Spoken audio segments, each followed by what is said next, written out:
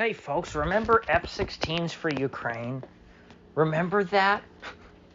Well, the first F16s, supposedly slated to at some point be given to Ukraine, are arriving, I think, in Poland, so that Ukrainian pilots can start learning how to fly an F-16. So they're essentially starting from scratch. It's a platform that they've never used before. It's completely different. The Ukrainians have had, Su-24s, what was it, MiG-28s or 27s, I forget. Those are the oldest ones. The Su-24s, I think, are the newer ones that they had. The Ukrainian Air Force ceased to exist a long time ago. And they had a lot of fighter jets at one point. Of course, they've almost all been blown out of the sky at this point. That's why they were begging for F-16s, like at the beginning of this year. And they still don't have them. They're a long way from getting them.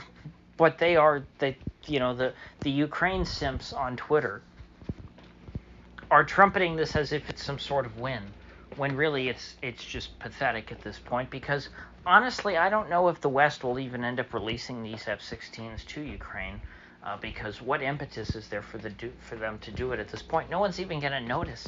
I guess it's good for the defense contractors who will get to sell more F-35s by moving F-16s out of the inventory, and perhaps they're happy to supply these to Ukraine because it'll give them a good outlet to dispose of all the old F-16s, which by many accounts work much better than the new F-35s that are replacing them. But they're not going to make any difference in the war at this point. All of the jets that Ukraine had at the start of the war were not enough to fend off the Ruskies.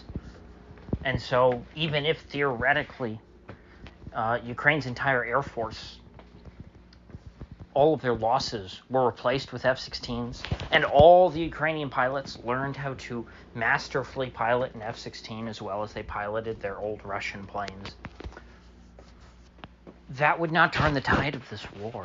It would simply bring Ukraine closer back to the level of strength that they had when the war started.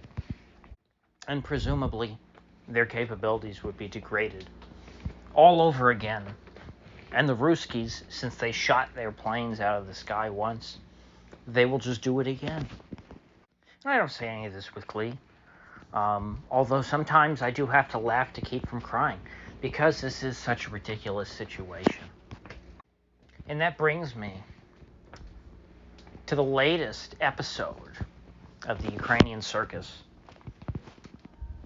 which apparently was en route for Israel. The Zelensky circus was going to make a stop, presumably in Jerusalem or Tel Aviv. And he was going to make the rounds, probably because he's a little worried about pissing off the Israelis, since he has been pretty openly miffed and pissed about how the war against Gaza has overshadowed Ukraine's ever less talked about. I know that's really poor wording.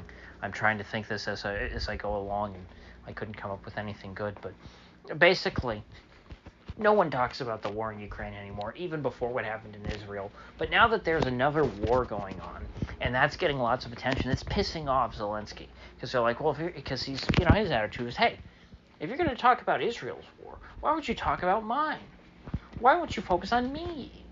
Why won't you, be like you were back in the summer of 2022 when I was a celebrity? I want Wonder Woman to hold screenings of my propaganda films too. But it's not happening. Israel's the new hotness. And frankly,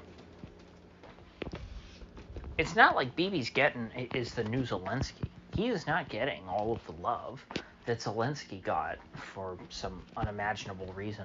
The West is actually rather divided when it comes to Israel. There are a good bit of the Western population that is siding with the people of Gaza, and even with Hamas themselves. You do see. It is not true what the Israelis say, because they want to paint everyone this way, that everyone who objects to the absolute extermination of the Palestinian population, not all of us are Hamas supporters.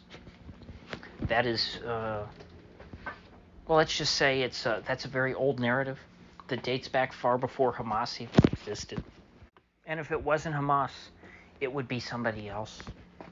But nonetheless, there's a lot of people who are not on the pro-Israel train.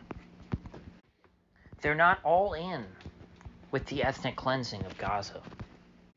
And so, frankly, I'm not so sure that it is a good idea for Zelensky to have even made this trip, which apparently might be canceled now. It was supposed to be a surprise trip.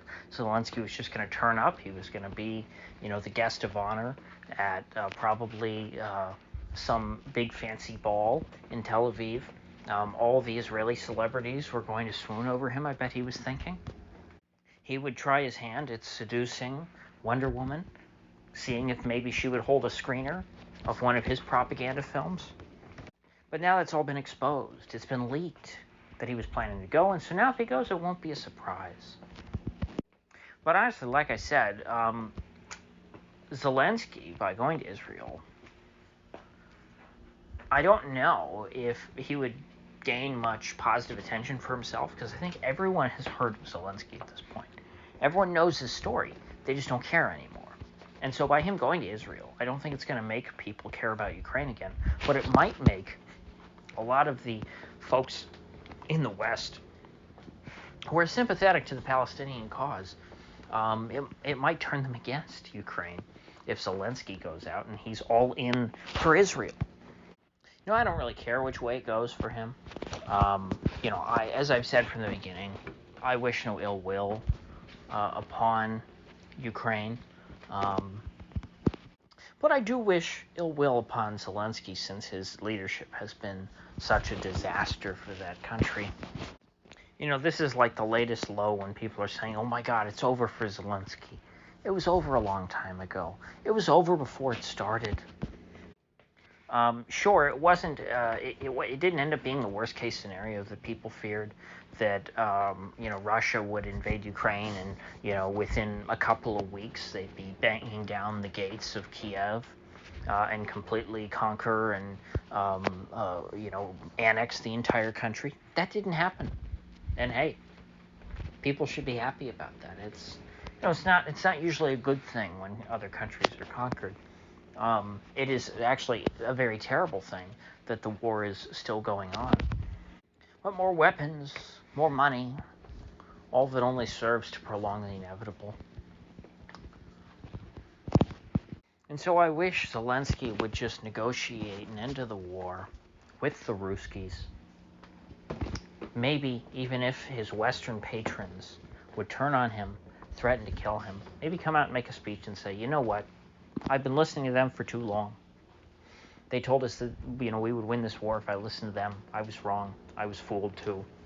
We're going to end this war, and then I'm going to resign. Because enough's enough. Things aren't getting better. They only get worse. More people keep dying. Hundreds of thousands have died. But he'll never take that step. His hand was slapped down once, and that was enough. He's no statesman. He's an actor. And a damn bad one at that. So, with that said, I will see you folks back here tomorrow.